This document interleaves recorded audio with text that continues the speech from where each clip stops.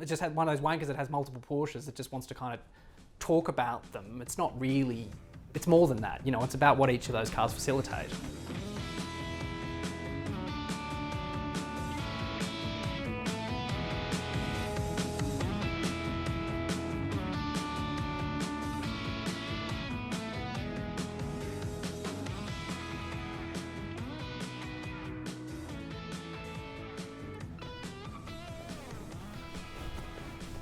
Hi, I'm Hugh Feggans. I'm an architect from Melbourne, self-confessed Porsche tragic, father of 3 and husband of Victoria.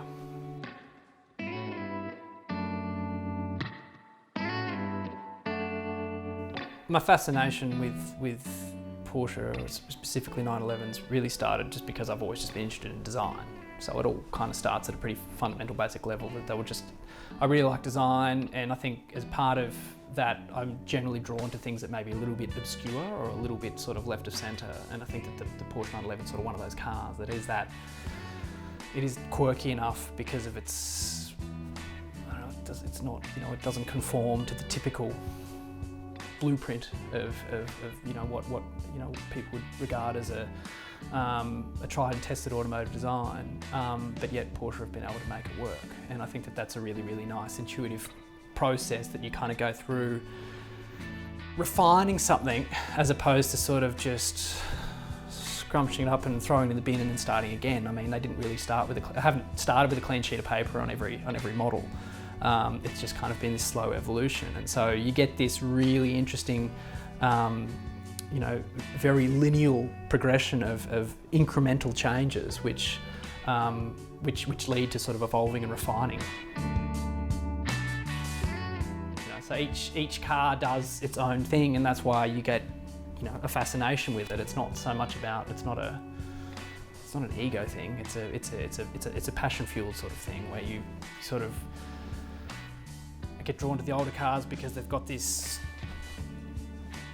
energy about them that just takes you back in time, and it's also like the level of simplicity that they have is what kind of makes them really, really, really kind of enjoyable.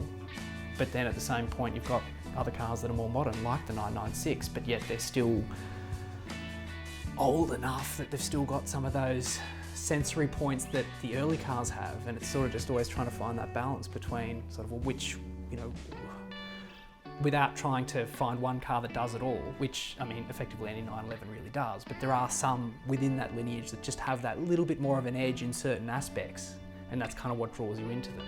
But you do find that there are points that I would argue where it peaks and where things decline, and you can find that at a certain point this is really successful because of a certain criteria, and then as you move through that initial criteria sort of gets lost and maybe a bit diluted or a little bit, you know, plays second rate to what the new objective is. I think when you boil the 911 back to its roots, it really is the purest of its, you know, an early short wheelbase, narrow body, you know, very modestly powered car, which the closest thing I'm going to get is my 912. It's as close to a short wheelbase, narrow body, early car that I'll get, but it still has a level of simplicity to it that's probably what really draws me in. I never really aspired to have a 912, it belonged to a good friend of mine, and then it sort of went on a bit of a journey and finally managed to come back to me. It's just a great driver, and it's a really good car, and that's what I use every day that I need to go anywhere. That's my go-to car. It's just a solid workhorse, and it's got blemishes. It's definitely not perfect, but it's a driver. You know, it's no squeaks, no rattles, and it's a pleasure. And everything's an event in a car like that. And it's a vintage car that creates really good attention in that it's just completely unpretentious, and I think that, you know, people appreciate it.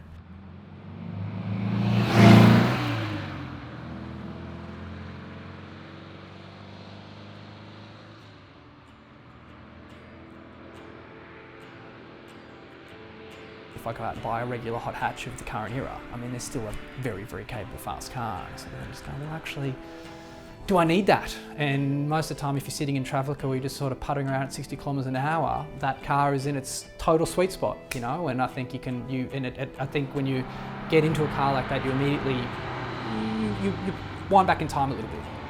it's unique, but it's totally adequate. It's easy to get caught up in this excessive sort of perpetual idea that, you know, there's always that next thing and things sort of evolve, and it's sort of the new car and the bigger house and this, you know, and I mean, especially given my business, there's a lot of having to sort of try and find that point where you sort of draw a line in the sand and sort of say, well, look, what's actually, you know, what's actually adequate and what's going to fit this role and what's going to sort of, you know, respond to all the different criteria that I need. And I think that at this point, the early car, it does it really well. And so much so that I can put roof racks on it and I can put my bikes on it, and I go everywhere in that car, and it does everything I need it to do. You know, and getting up every day, and even if you're in a bad mood, getting in a car like that, it's difficult to sort of remain in a bad mood or not smile at some point when you're driving cars like that. So, you know, I think that if that's what it takes, then I'm kind of happy to slum it in an old car. And I think that I'm probably a better driver and generally probably a happier person for it.